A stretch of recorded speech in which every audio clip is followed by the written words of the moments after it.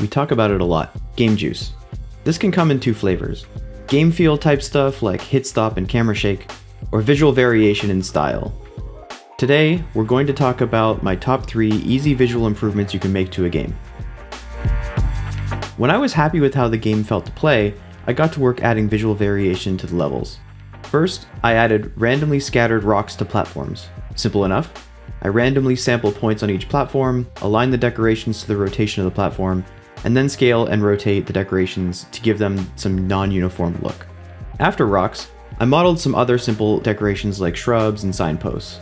I use a more sparse randomization algorithm to place these on the platforms, since I wanted rocks to be the most common and less visually distracting, and I'm using the sparse decorations more to break up the symmetry than anything else. Next up were bigger impact but more restrictive elements.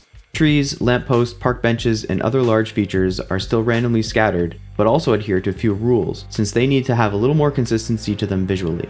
They only spawn on horizontal or near horizontal platforms. This avoids having to make vertical trees look correct on sloped platforms, and also avoids having them grow at perpendicular angles to platforms with very large slopes.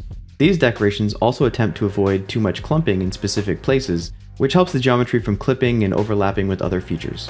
I also added a rising water volume to the level. This was more interesting in terms of gameplay than just using a timer, and also provided some more color variation to the foreground that didn't require too much work or theming across levels.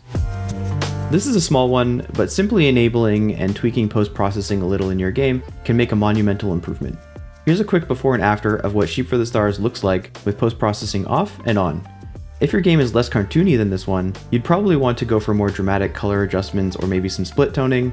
For me, the contrast adjustments and saturation really help make the cartoon style pop. Another easy win you hear people talk about a lot is adding particle effects. For this, I decided to focus on reactive visual effects. First, I looked at my water. The water has a shader effect that causes it to have slow-moving waves, but if a sheep falls in the water, there's no change to the water volume at all. It looks pretty weird and unnatural, even in a game that's focused heavily on stylization. To fix this, I added some shader magic to create procedural ripples along the surface around the point of impact. I also made that velocity sensitive, so the size of the ripples changes depending on how you hit the water. Additionally, I added some splash particles and tried to time them so that they matched up with the sound effects that I was using for the splash itself.